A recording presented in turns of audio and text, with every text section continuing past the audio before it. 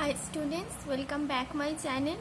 আজকে দেখো আমরা পার্ট 2 পড়বো, যেটা আমরা শুরু করেছিলাম বডি ফ্লুইড অ্যান্ড সার্কুলেশনের ইন্ট্রোডাকশন পার্ট একটা দেওয়া ছিল, আর এরপরে আমরা মেইন টপিকে ঢুকবো। আমি ইন্ট্রোডাকশনের পার্টটা তোমরা যদি না দেখে থাকো দেখে নেবে, ওখানে এই পোর্শনটা খালি বলা আছে, আমি ডেসক্রিপশনের লিঙ্কটাও দিয়ে দেবো। আজকে তাহলে আমরা চলো শুরু করি। ব্লাড। তো ব্লাড আমরা কি জানি? ব্লাড হচ্ছে একটা স্পেশাল কানেকটিভ টিস্যু। এটা কিন্তু আমরা সকলেই জানি যে ব্লাড হচ্ছে একটা কানেকটিভ টিস্যু রয়েছে, যে ভাগগুলো পড়ে তার মধ্যে যে স্পেশাল কানেকটিভ টিস্যু তার এক্সাম্পলে পড়ে ব্লাড। ওকে, তাহলে আমাদের এখান থেকেও কোশ্চেন আসতে পারে যে ব্লাড ইজ এ বলে 4টে অপশন থাকতে পারে, তার যেটাতে থাকবে স্পেশাল কানেকটিভ টিস্যু সেটা কিন্তু আমাদের কারেক্ট হয়ে যাবে।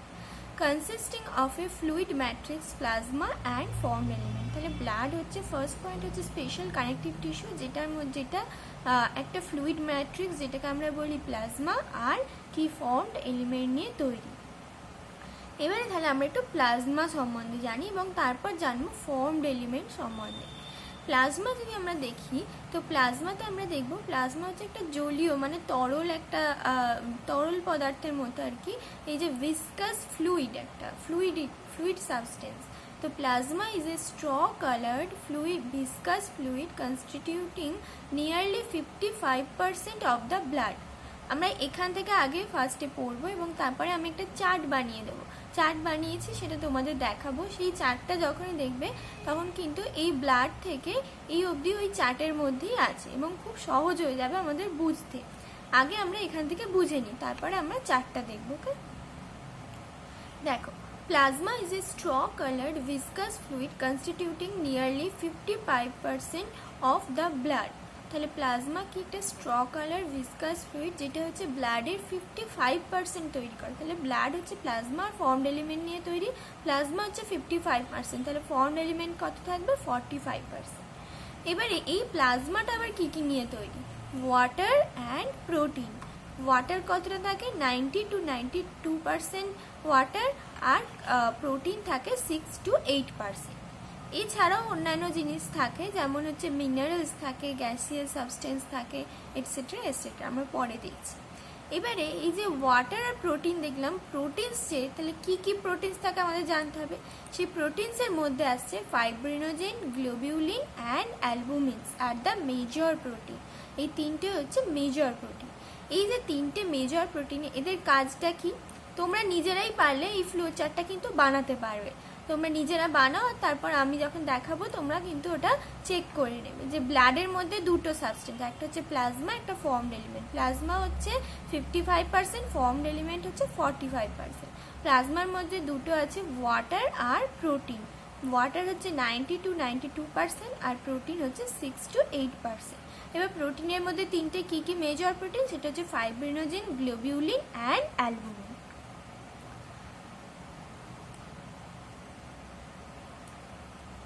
দেখো, fibrinogen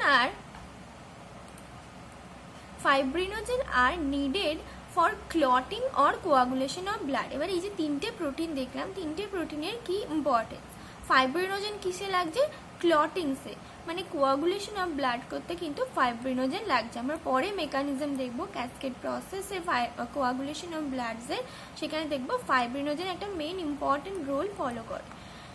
But globulins primarily are involved in defense mechanism of the body. Globulin কি করে? আমাদের বডি যে ডিফেন্স মেকানিজম হয় সেইটাতে ইনভলভ থাকে। অ্যালবুমিন কি করে? আমাদের প্লাজমার অসমোটিক ব্যালেন্সটাকে ঠিক রাখতে সাহায্য করে। তাহলে আমরা তিনটে প্রোটিনের কিন্তু কাজ জেনে গেলাম। এইটা কিন্তু খুব ইম্পর্টেন্ট, এখানটা প্রায় আসে। এই তিনটে প্রোটিনের মনে করো মানে নাম দেবে আর ফাংশন দেবে, এবং সেটাকে ওই যেমন সেই চার্টে থাকে, এদিকে থাকবে কলম 1 আর কলম 2। কলম 1-এ থাকবে ফাইব্রিনোজেন, গ্লোবিউলিন আর অ্যালবুমিন, আর কলম 2-তে থাকবে এই ফাংশনগুলো, এবং সেটাকে তোমাকে ম্যাচ করতে হবে। যখন তুমি ফাংশনগুলো সম্বন্ধে ঠিক জানবে তখনই কিন্তু ম্যাচ করতে পারে। ফাইব্রিনোজেন হচ্ছে কোয়াগুলেশনে, গ্লোবিউলিন হচ্ছে ডিফেন্স মেকানিজমে, আর অ্যালবুমিন হচ্ছে অসমোটিক ব্যালেন্সে। ওকে, এবার দেখো প্লাজমা, আমি যে বললাম প্লাজমা ওয়াটার আর প্রোটিন ছাড়া দেখো মিনারেলস নিয়েও তৈরি। Plasma also contains small amount of minerals like sodium, calcium, magnesium, HCO3- bicarbonate and chloride etcetera. বিভিন্ন ধরনের মিনারেলস থাকে। Glucose, amino acid, lipids etcetera are also present in the plasma as they are always in transit in the body. Glucose, amino acid, lipid আমাদের সবসময় বডিতে লাগে কিসের জন্য? এনার্জির জন্য। সেই জন্য এটা সবসময় কিন্তু ব্লাডের থ্রুই ফ্লো হয় টিস্যু টু টিস্যু, ঠিক আছে? সেই জন্য এটা প্লাজমার মধ্যে এগুলোও থাকে। এছাড়াও কি থাকে দেখো, factors for coagulation or clotting of blood R also present in the plasma in an inactive form. এরপরে কি হচ্ছে, আমাদের কোয়াগুলেশনে ফাইব্রিনোজেন লাগছে এবং আমরা দেখব পরে যখন কোয়াগুলেশন প্রসেসটা দেখব কিছু কিছু ফ্যাক্টর লাগে, ফ্যাক্টর 1, ফ্যাক্টর 2। এই ফ্যাক্টরগুলো কিন্তু প্লাজমার মধ্যেই থাকে। কোথাও যদি কেটে যায় তখন সেখানে কোয়াগুলেশন প্রসেস হয় এই ফাইব্রিনোজেন এবং ওই ফ্যাক্টরগুলোর সাহায্যে, ঠিক আছে? Plasma without the clotting factor is called serum. তাহলে প্লাজমার মধ্যে যখন এই ক্লটিং ফ্যাক্টরগুলো থাকবে না তখন আমরা তাকে কি বলবো? সেটাকে আমরা সিরাম বলবো। এটাও কিন্তু খুব ইম্পর্টেন্ট, এটা প্রায় আসে কোশ্চেনে। তাহলে এই পোর্শন থেকে কিন্তু পুরোটাই ইম্পর্টেন্ট। ফার্স্ট হচ্ছে ওই 55-45 যেটা বললাম, তারপর 90-92% ওয়াটার, 6-8% তোমার প্রোটিন। এবং প্রোটিনগুলো কি কি প্রোটিন থাকে? Mainly fibrinogen, globulin, albumin. তাদের মেন ফাংশনগুলো কি? এটাও খুব ইম্পর্টেন্ট। তাদের ফাংশনগুলো কি কি? এটা হচ্ছে ম্যাথ দ্য কলামে আসে। এবং এইটা plasma without the clotting factor is called serum. Plasma minus clotting factor equals to serum থাকবে এবং তোমাকে সেটাতেই কারেক্ট অপশন দিতে হবে। ওকে, দেখো তাহলে এবার আমি যে চার্টটা বানিয়েছি সেটা তোমাদের দেখিয়ে দিই।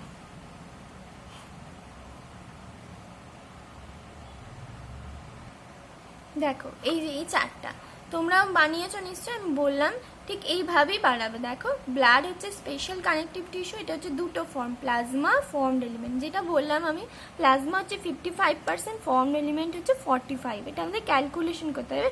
100 থেকে যদি 55 বাদ দিই তাহলে বাকিটা হচ্ছে ফর্মড এলিমেন্ট মানে 45। এবার প্লাজমা কি? Straw colour and viscous fluid. Plasma কি কি নিয়ে তৈরি? Water, protein, small amounts of minerals. Water কত থাকে? 90-92%। প্রোটিন হচ্ছে 6-8%। এবার প্রোটিনসের তিনটে যে ফর্ম দেখলাম, ফাইব্রিনোজেন, গ্লোবিউলিন, অ্যালবুমিন। এই তিনটের ফাংশন, ফাইব্রিনোজেন হচ্ছে কোয়াগুলেশন, গ্লোবিউলিন হচ্ছে ডিফেন্স মেকানিজম, অ্যালবুমিন হচ্ছে অসমোটিক ব্যালেন্স। হয়ে গেল। এবার স্মল অ্যামাউন্টস অফ মিনারেলসের যেগুলো আমাদের এনসিইআরটিতে অপশন আছে, এই এক্সাম্পলগুলো আছে sodium, magnesium, calcium, chloride, bicarbonate. এছাড়াও কি কি থাকে দেখলাম, গ্লুকোজ, অ্যামিনো অ্যাসিড, লিপিড থাকে যেটা প্লাজমাতে সবসময় থাকে এবং মানে ব্লাডের থ্রু যেহেতু ওটা ট্রানজিট হয় এই জন্য প্লাজমাতে এটা প্রেজেন্ট থাকে। এবং কি থাকে? Factors for coagulation also present in the plasma. আর একটা ভেরি ইম্পর্টেন্ট জায়গা দেখলাম, সেটা হচ্ছে প্লাজমা মাইনাস ক্লটিং ফ্যাক্টর হচ্ছে সিরাম। মানে প্লাজমা থেকে যদি ক্লটিং ফ্যাক্টর বাদ দেয় তাহলে হচ্ছে সিরাম। তাহলে আমাদের যদি এই চার্টটা বানানো থাকে তাহলে আমাদের এনসিইআরটির ওই পোর্শনটা করার কোনো প্রয়োজন নেই।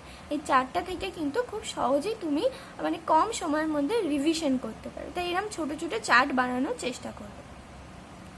দেখো এই যে ব্লাডটাকে যদি আলাদা করা তাহলে উপরে থাকে প্লাজমা আর নিচে হচ্ছে ফর্মড এলিমেন্ট। প্লাজমার মধ্যে ওয়াটার, আয়ন্স যেগুলো আমরা দেখলাম, ওয়াটার আর প্রোটিন বেশি থাকে।